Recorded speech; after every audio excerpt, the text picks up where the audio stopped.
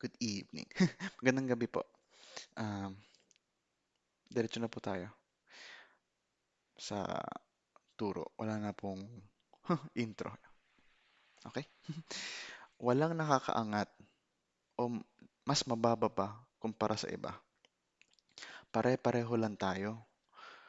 Alam natin may mga kasalanan na mas malala, no? May mga kabutihan na nakatulong sa marami, may kabutihan na nakatulong lang sa isa. Pero ganun pa rin, walang nakakaangat, wala ding mas mababa kumpara sa ibang tao. Ang Diyos na nagbigay, siya ang pupurihan natin, papupurihan. Tayo ay instrumento lang no? Parang gitara, parang flute, ganun. At hinandog natin ang ating buhay para magserbisyo. Wala tayong magagawa kung wala yung Diyos. Wala rin makakagawa ng mabuti pag wala yung Diyos. Kumbaga yung Diyos na nasa atin ang gumagawa at nakilos para walang tao ang makapagyayabang sa kanilang nagawa at sa kanilang mga naabot.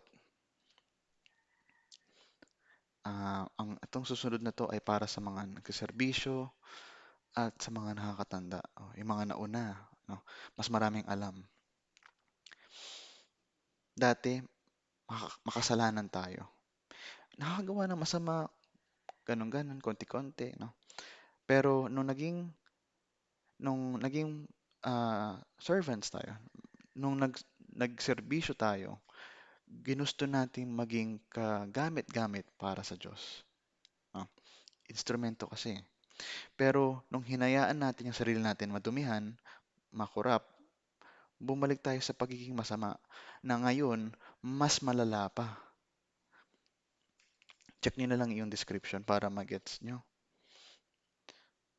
Tignan mo, para pa rin to sa mga nagsiservisyo no, sa mga nakakatanda.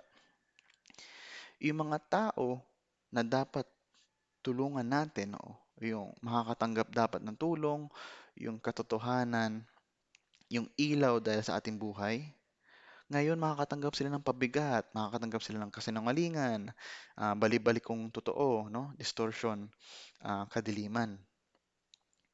Huwag tayo tumakas sa Sodom and Gomorrah sa panahon ng parusa para nang tumingin sa likod at manumbalik sa pagiging makamundo, no?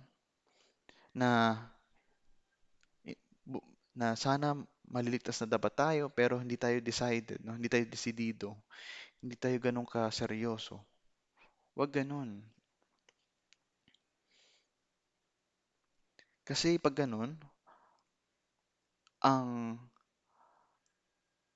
tatanggap din ng parusa, yung tumingin, no, pabalik sa makamundong bagay. Ganon din ang parusa nila na akala mo na pareho, no, pareho sa mga hindi tumakas sa pagiging makamundo. Ang makasalanan na napatawad, lahat ng mali nila, kakalimutan ng Diyos. Ganon siya magpatawad, no? Itatapon sa dagat na nag-aaboy. Akala mo yung kasalanan lang, di nangyari. Ganon magpatawad ang Diyos. Pero yung nanumbalik sa Diyos, pero nanumbalik ulit sa kasamaan, no, sa pagiging masama, lahat ng kabutihan na ginawa nila, kakalimutan. Kasi ang hatol nila ay nakadepende sa kung anong ginawa nila nung naging masama sila ulit.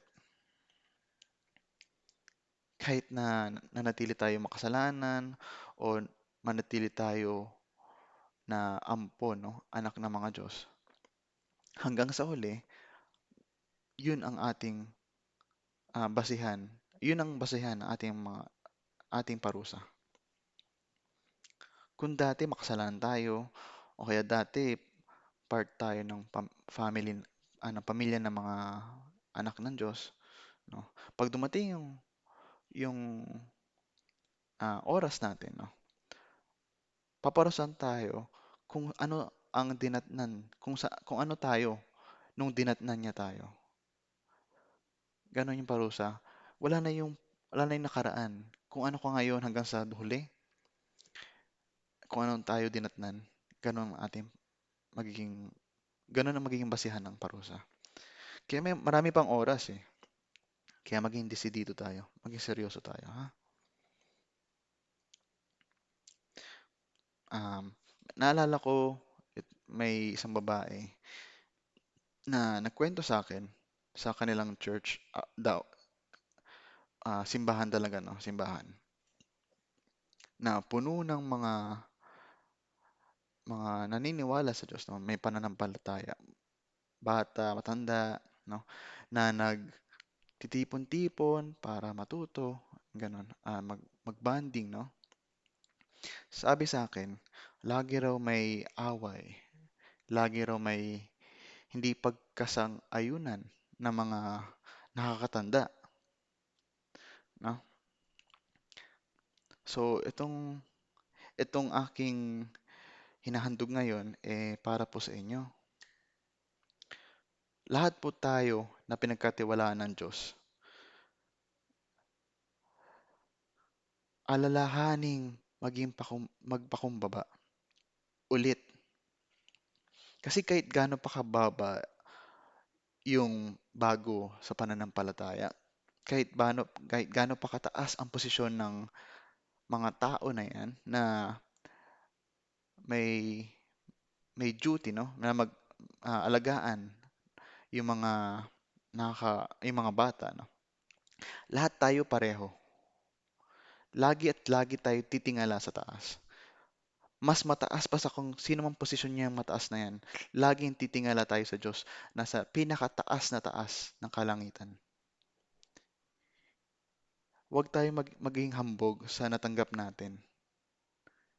Kahit na mas maaga pa tayo nakatanggap, kahit na mas marami pa tayong nalaman o mas marami pa tayong alam, tandaan natin, no, binigay ito. Hindi to trinabaho. Libre to sa Diyos. Galing sa Diyos to eh. Hindi to galing sa tao. Kahit na yung iba naloko na galing raw yun sa tao, ganyan, ganyan, no? Galing to sa Diyos. No?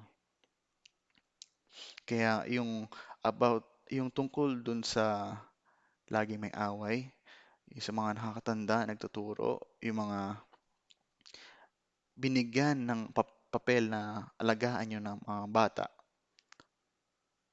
Nakasulat nga eh, pag may hindi pagkasang-ayonan ng mga tao, meron ditong pride, no? Merong pagiging pagkahambog. Pag may pag may away-away, di pagkasang-ayunan, merong pagkakahambog. Pa-correct na lang kung tama yung translation. Um, Bakit natin sasayangin yung posisyon na binigay sa atin? Para lang mahulog, no? Makalimot at madumihan na makorap? Sabi nga huwag tayo umidolo. Hindi lang to idolo kung sino-sino yan, no? Kasama tayo doon, no? Huwag natin idolohin ang sarili natin. Kaya yung mga hindi pagkasang-ayunan, no? Nag-aaway-away. Galing, pwede, no? Pwede to nanggaling sa ating masamang kagustuhan maging angat sa iba, no? Meron tayong masamang, may bumubulong sa atin, no? Na gusto ko mas maangat pa ako sa iba. Pwede doon nanggagaling. Sigurado ako, no? Mas mabuti pa mag-away-away at hindi magsang-ayon ang mga masasamang tao. Kasi ganun talaga eh. Mag-aaway-away sila, magsisiraan sila. At least, no? At least, hindi naka-apekto sa mga inaalagaan. Buti pa yung mga masasamang tao. Wala silang ah, binibigyan ng pabigat sa mga nakikinig sa kanila.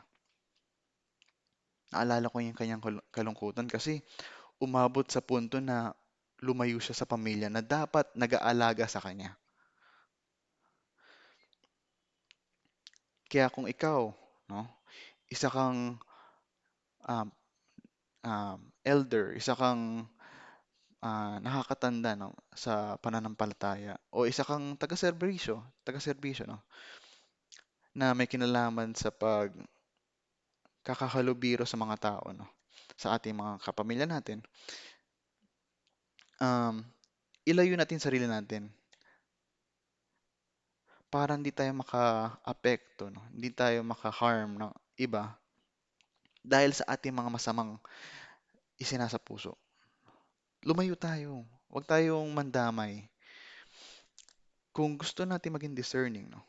Um, kung mag-iisip tayo lalo, ang isa sa mga magandang gawin, magpakumbaba. I i-open, no? Ipaalam ang ating mga masasamang isip, sinasa puso, no? Ipaalam lang yan lahat sa mga ating mga pamilya natin. Humingi tayo ng tulong sa kanila. Kaya nga sila nandyan, kaya nga pamilya ng mga may pananampalataya, 'di ba? Humingi tayo ng tulong. Hayaan natin na meron tayong ikahiya. Kasi ang pagiging hambog, hindi natin yan ikakalapit sa Diyos. Pero yung pagiging open, no? Pero yung kahiyaan, pwede. Naway yung Diyos ay maging maawain sa atin. Lalo na sa mga may pamilya ng may mga pananampalataya na nagtitipon-tipon. Sana um, makaawaan tayo ng Diyos. Kasi kung isa ay nahulog, baka damay ang lahat. Kaya tandaan natin, mahalin ang pagmamahal, no? Gustuhin natin yung pagmamahal. Gustuhin natin, alalahanin natin lagi ang magagandang bagay. Mahalin natin ang kapayapaan. Tanggalin natin itong mga hindi pagkasang-ayon, no? Mga away-away na yan. Yung mga naging harmful pa sa mga nakikinig. Pero tandaan natin, tatanggalin natin tong away-away na to. Tandaan natin na walang bagay ang hindi malalaman. Kaya pag sinabing tanggal, tanggal talaga, no? Mag-harmonize, mabuhay ng payapa kahit sino pa ating kasama. Kahit bata pa yan, matanda, kahit ka-level natin, ganun. Mabuhay ng um, payapa sa mga kapwa nating tao, pamilya man o hindi. So, yun lang po. Kahit madilim na, may ilaw pa rin. Um, God bless po.